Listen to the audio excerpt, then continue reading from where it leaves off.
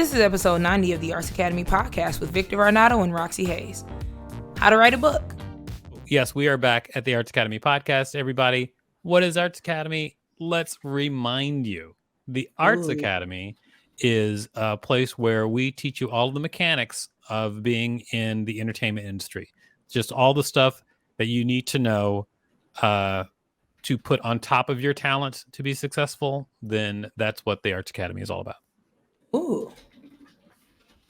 I'm Dean Victor Varnado. Welcome back, Deputy Headmistress Roxxy Haze. Yay. We're back. Yes, we are back. And let's get right to it. Let's not mess around. I want everybody to get all the information they need. If you're watching live, please feel free to ask whatever questions you want to ask. Roxy will throw them up on screen and we'll try to answer them. Mm-hmm. All right. Here we go. So first of all, we're going to be talking about how to write a book. Okay. And now when I'm talking about how to write a book, obviously there are many, many different styles of books. I'm going to talk about the process that I use to write my book that was just released, called the Anti-Racism Activity Book. If you're watching this in video, there it is, the Anti-Racism Activity Book. By the way, if you want to get to it, you can go to antiracism.online right now and get it before Christmas. Anyway, yeah, because it'll arrive within two days or something like that. It's pretty good. All right, so let's talk about how to write a book. You're also writing a book too, aren't you, Roxy? Yes, I'm writing a book of poetry, and I'm working on a memoir, but it's not done. Book of poetry, and you're working on a memoir. What's the title of your book of poetry? The book of poetry is called Playing with Fire. Is it? Yeah. Yeah, it's called Playing with Fire. All right. I bet my guess is that you'll change it before you publish it. That's my guess. All right. So Shady. Let's talk about how to write a book. Now, for me, one of the things that I was doing was I was trying to write a book that was a satire. Okay. And one of the things I had to really take a look at is what works with satire. And I also kind of bit off more than I could chew, honestly, because when I came up with the idea of doing a book that is an activity book parody about anti-racism, I was like, this is a great idea. And then when I actually started to do it, I was like, oh, and I got to make them into puzzles? This is hard. And it became very hard, very, very fast. I wish I'd done more research about making puzzles before I started on the project. I did not. I should have. What's really hard about puzzles? Like creating them? Well, I mean, it's not that hard to create a puzzle, but here's the thing. For instance, the book is all like funny jokes about racism, okay? And so imagine that you're doing a crossword puzzle, which is actually in the book. There's a crossword puzzle about all the crazy things that Black people have ever been arrested for. Oh, dang.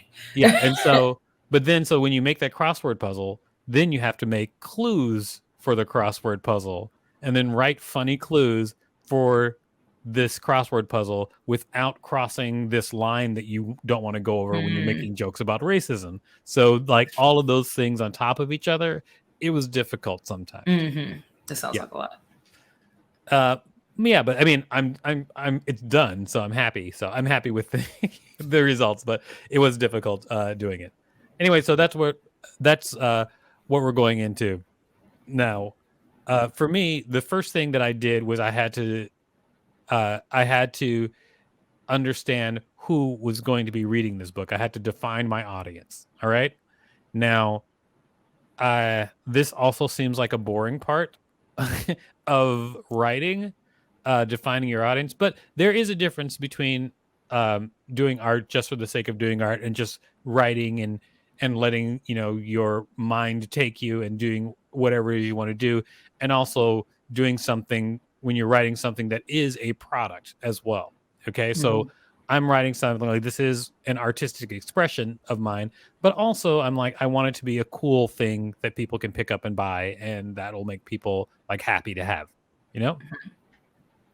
I and also it also fulfills my artistic want, which is I wanted to make something where people can talk about race, and it was not going to be. I wanted something where people won't run from the conversation about racism. Like Yeah. the book is colorful, it looks like it's fun, and it has a funny name, so it will draw people to it. And rather than have this book saying, "This is why you're wrong, white man," like if that was the name of the book. This is why you're wrong, white man. It's a hilarious title. Who would come to the book? You know what I'm saying? Yeah. All right. So I had to determine who I wanted my audience to be, and it really helped me decipher like how what the tone was for the book. I decided that the book was not about for children. Like that's not the goal. Yes, there are some kids who could benefit from this book, but I'm mostly speaking to adults with this book. Gotcha.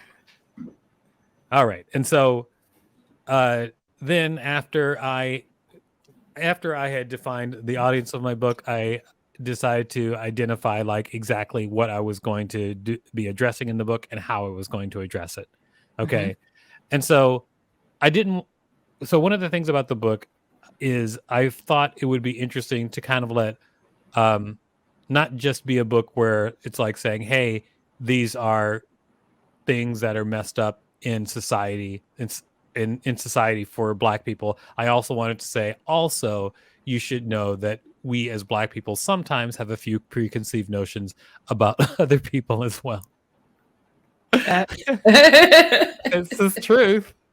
It's the truth. It's really funny because like I was writing this note recently where I was just like talking about like that most people do have some thought in their head that is attached to people's races.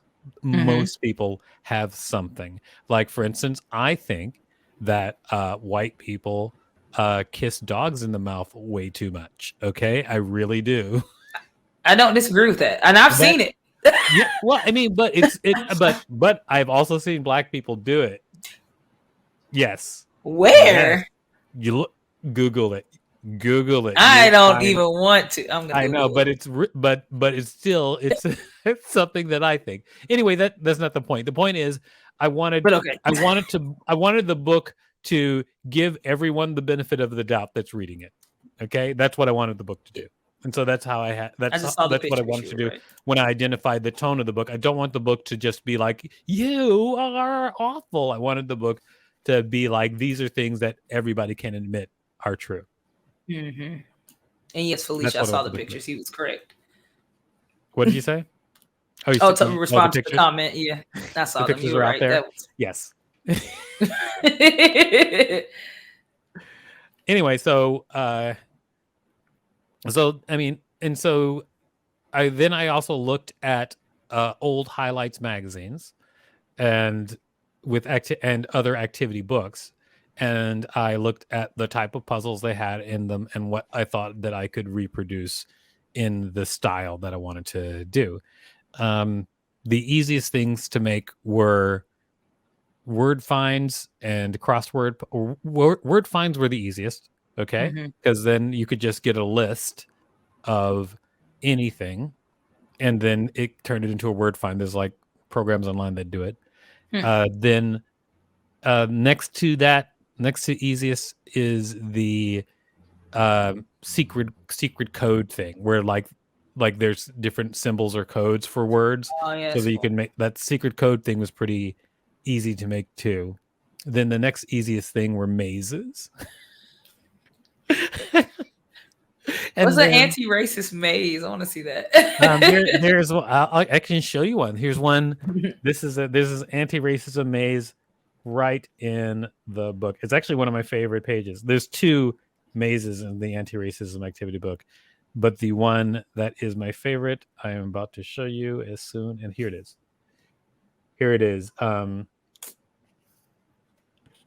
It goes, help Geneva escape the conversation before Stacy tries to touch her hair. Oh, that's hilarious. So that's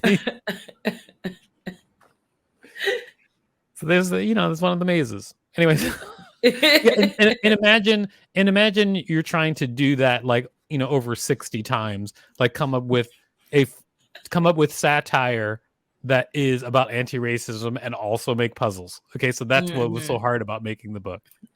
It's out there right now.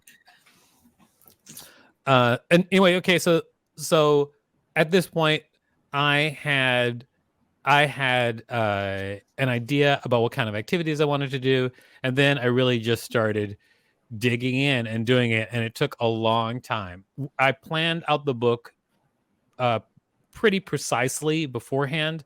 For this particular book, I had like a spreadsheet, and I said what goes on what page, what the joke is, what the visuals are, and I wrote it all down, because then after that, I had to move on from the writing phase to the art phase. And when I wanted to go to the art phase, I didn't want to have anything in my head at all. I just wanted to be able to just keep drawing and keep drawing and keep drawing, So I wrote it out pretty meticulously on a spreadsheet ahead of time. And that is the worst way to write comedy on a spreadsheet. It sucks. It's no fun.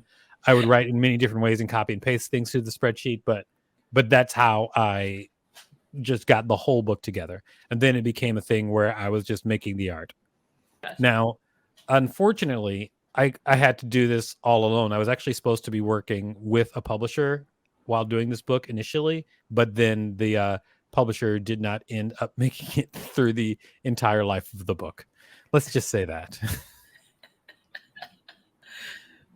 That's a PC way to say it. Good job. Yeah, it really happened. Yeah. Roxy knows the behind the scenes. I be knowing.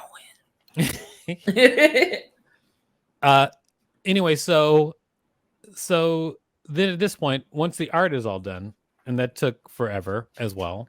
Once the art is all done, then you have to make a book. Now, what I found is that there's so much information out there about how to make a book. I think that you can just look and then maybe refine it a little bit. And I think that for absolutely free, you can go from zero to like making a full book. But for me, the last part of writing this book is going to kind of cross over into the self-publishing the book on Amazon world. And that is, I had to lay out the book. And because this book is a visual book, that was a big part of the writing process too, because the pages had to work, one leading to another. And so I laid out the book. I had to learn Adobe InDesign because I wasn't working with a publisher. So I had to just like roll up my sleeves and figure out InDesign. I did it in InDesign. I laid out the book. I would go to the Amazon site or Lulu, which is another book publisher that I've been looking at. I would go to their sites and I would download their templates. I would look at books that currently exist and decide, where does the copyright page go? What has to go on the copyright page? And then I would Google what goes on the copyright page of a book and compare the two, and then decide, okay, that's what I should put in the book.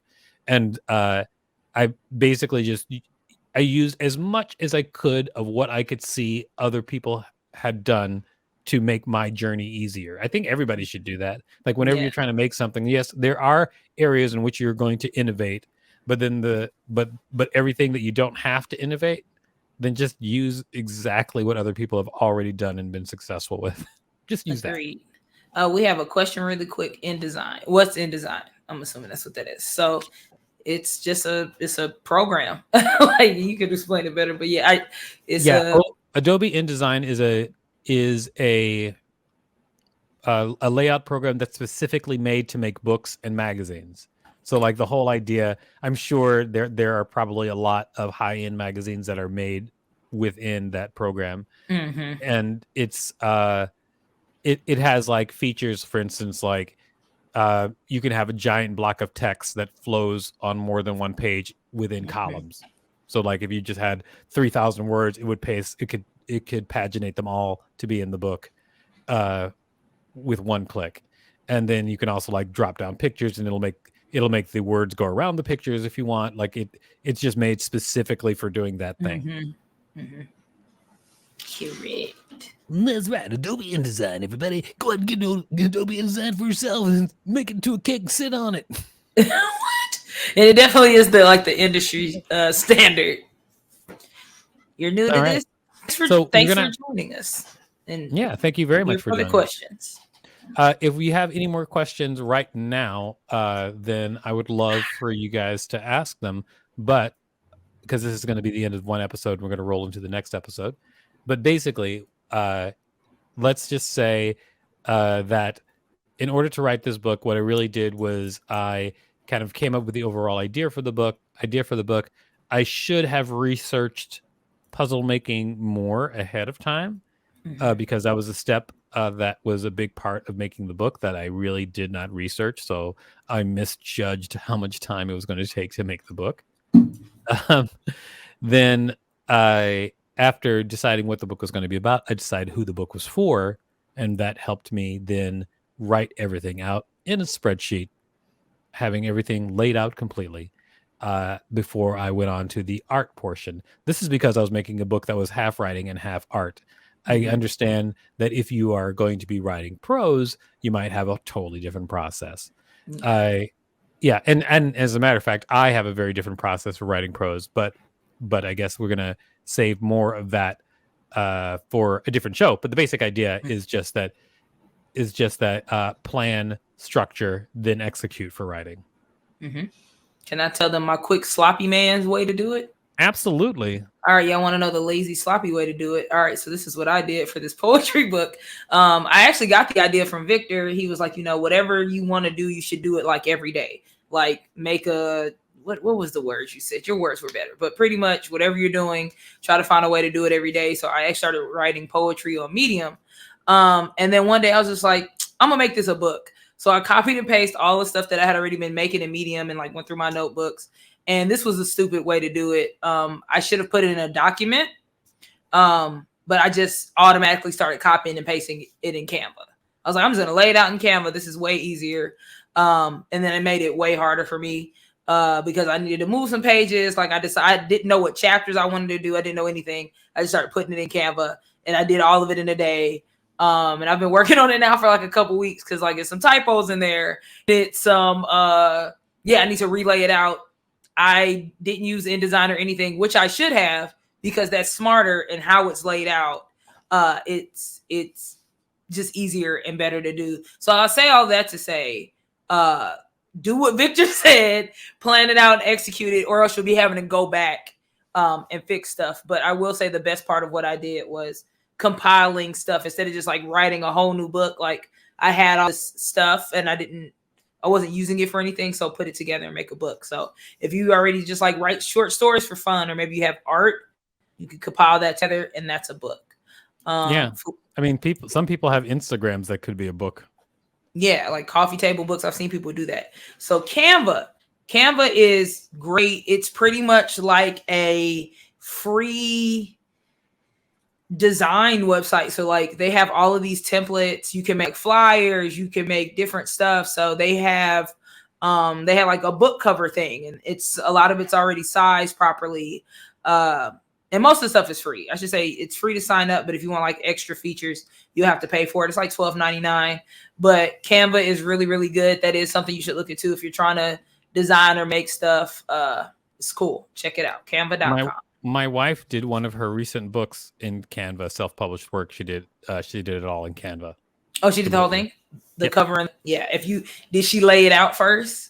Yeah, because she's smart. She worked with somebody. I don't know exactly how they laid everything out. I don't know the answer to that. Sorry. Okay. About to say, just don't do what I did. I was too loose. I was too loose with it. I just think it's easier if you know what you're doing and not just I'm gonna just put this stupid. So yeah, look at Canva and plan it first. Yeah, but I'm overly meticulous about a lot of stuff. So I'm not necessarily saying what I do is good for everybody.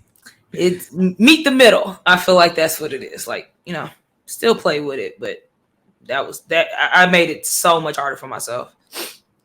All right, so everybody, what we want you to do is check us out on all social media at Alt Arts Academy and artsacademypodcast.com.